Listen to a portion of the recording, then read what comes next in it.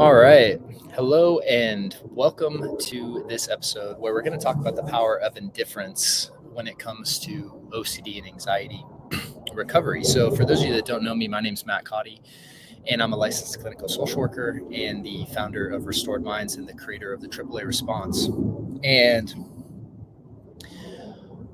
when we talk about OCD and anxiety recovery, one of the things is that we bring in so much stuff internally to the recovery process that actually keeps us stuck. And it took me a long time to realize this for myself. And so when we can talk about a concept like this, it's the hope is it can really shorten your recovery journey and really help you on your journey. And for those of you that are listening to the show, whether on whatever platform, I just want to, articulate and really ask your help that, we really appreciate your support by liking and subscribing, as well as leaving comments, even a review on iTunes, sharing, all of the ways that you can support us. And there's simple things, right? But it helps us get the message out to people. And it's one of those ways that you can help us and this show, because this is listener supported, and it's important that we try to get this out to as many people as possible. So thank you for that. Now, when we talk about indifference, what does that mean, right? And really what I'm talking about is being indifferent to the presence of thoughts and feelings in your mind. So in the last two episodes, we've talked about the importance of diffusing from your thoughts and separating and detaching from your thoughts, and then diffusing from your emotional experiences as something that is something that you're witnessing, right? That you're the observer of, right? It's not who you are, right? Not identifying with your emotions, not identifying with your thoughts. And then the question is, okay, well, now what, right? Well, and this is where the power of indifference comes into play, because so many of us, when we start on this journey of recovering from OCD, anxiety, panic, right? These internal experiences, whether they're in our minds or bodies, and this could even be applied to concepts of chronic pain and different bodily pain that occurs from emotions, right? And so the whole work of Dr. John Sarno and MTS, right? I mean, it's just a fascinating overlap here, that I'm learning more and more about.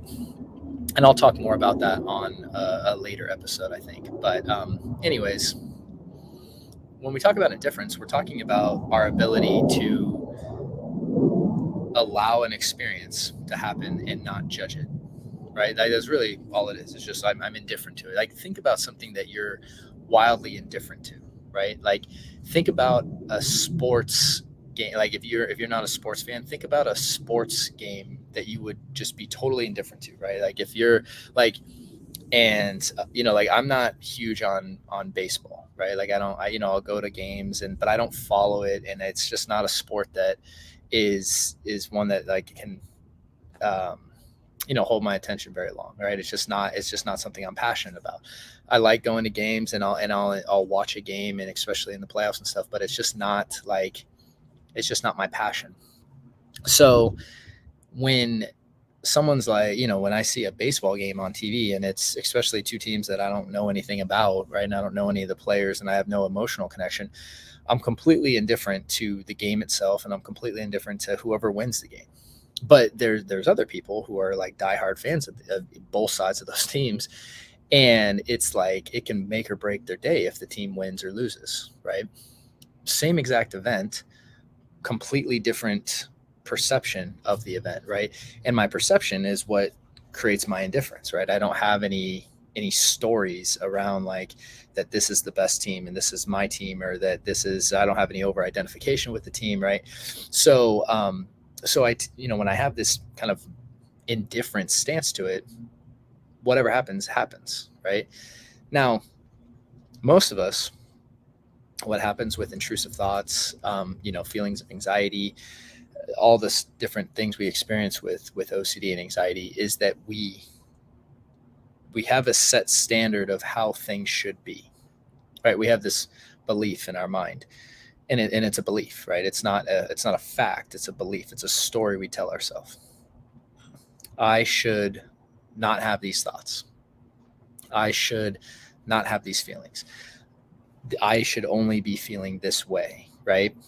And when we have that, what happens is that we then need our internal experience to be a certain way to be okay. See, most people don't realize that, like, you can be totally okay and have intrusive thoughts or even feelings of anxiety, right? Because it's not the actual experience of either of those things that is the problem, but our perception that that shouldn't be there, and then our reaction and resistance to that. And paradoxically, right, as it's famously said, what you resist persists.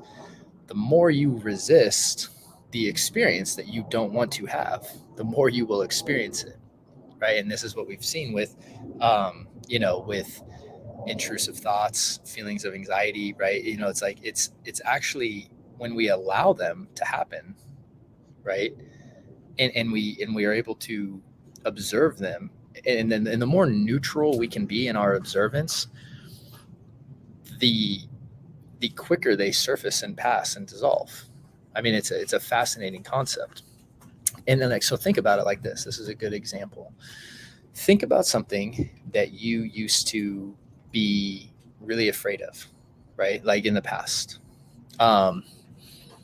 And ultimately, like, let's say you had a fear of, I mean, I don't know, it could be driving or flying or swimming, whatever. You had this fear, but you don't have that fear anymore.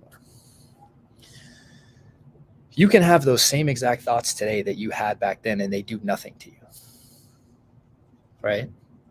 And most of us can think back on a time in our life where we had these, thoughts about something or this fear about something, and we can literally have that same exact thought that we had in the past, and it does nothing to us now. So if the event itself was the problem, or the thought about the event was the problem, that makes zero sense, right? Because if it really was the problem, you would always have that reaction. It's the same thing with thoughts and feelings, right? It's like it's not about changing our thoughts and feelings. It's about changing our perception and relationship to them. Okay. And it's not that that's like, it's not as easy as just like, oh, I'm just going to do that. Okay. Matt said, oh, just change your relationship. Okay, done. Like, it doesn't happen like a voila, situation, right? But identifying that that's the problem then allows us to work on the problem from that context. If we are working on the problem from a context of, this is an intrusive thought problem, or this is a feeling problem and I need to get rid of them, well, then we're always going to be working in that from that context. But changing, again, the way we see a problem allows us to change how we try to solve it, which then changes our results. So when it comes to the indifference, right? Like, this is the best stance that I've seen in my own life that we can take. And again, it's a very difficult one to take, because what it means is suspending our judgments of thinking that we know how things should be. That's a scary idea. It's a very tough idea, because most of us are convinced, Matt, I know I shouldn't have these thoughts. Matt, I know I shouldn't have anxiety. And it's like, well, says who, right?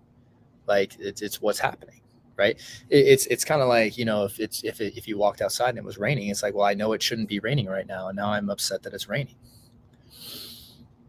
Well, okay, well, it is raining, right? You know what I mean? Like, it's like, if you're upset at what is and you're trying to change what is, you're going to be in constant fight with the now.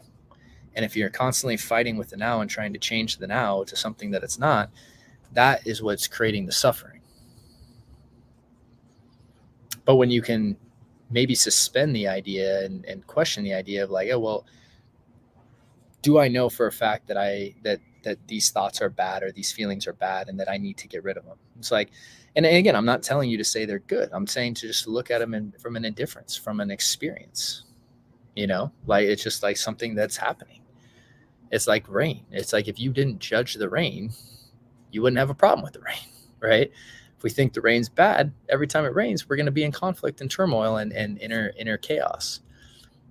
And and again, this starts small, right? So like, I'm not telling you that if you're wrestling with certain intrusive thoughts that it's like this is an easy concept, but when in taking back control, right, in our whole program, right, at Restored Minds, and if you haven't gone through that, like, I really encourage you to do that, because what we do is we show you tools to work on to help you get to indifference.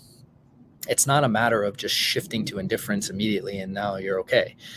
It's a matter of learning the skills that allow you to get to that place. And then when you get to that place, it's just like, your entire relationship with this stuff can change. And that's whether it's through our Taking Back Control program, our plus program, where you get, groups, and you get to experience, all the different coaching and all the different stuff that we offer, whether our meditation program and all of it. Through all these things, that's what allows this shift to take place. And so, we have some a resource for you, down in the notes. It's free. You can download and get started with the guide. But then, if you're wrestling with this stuff and you really are looking to try to make these big shifts in your life, I encourage you not to try to just do it and force it on your own, right? Really, like, it's so important to get the guidance from people that have done it, and that's because there's so much nuance to it. I think that's where people get caught. It's like, yes, this idea of being indifferent sounds easy, but it's simple, I should say, but it's not easy, right? And so giving yourself that grace period, and also getting guidance in that area of your life from people that have walked this path. It's just like that is what will, again, shorten your recovery process right there, in my honest belief. So with that said, I hope this is helpful, and just that idea of indifference. And with that, I have, again, the links down in the notes. Please like, please subscribe, please share, please leave us a review on iTunes, because it helps us a lot. And we may be opening up a way for, you as listeners to support us by donating, because, again, this is a listener supported show. We don't do, the ads and sponsors, and we do that for a reason, because we don't want to jeopardize the integrity of the show. But with that said, if you guys have any ideas for future episodes, always let us know by just leaving comments, emailing us, messaging us on Instagram. If anything you want to talk about, if you want us to talk about something in the future. And and with that said, visit us over at Restored Minds if you're looking to really start taking back control and taking your life back. So thank you guys, and I wish you guys a great week, and I will talk to you soon.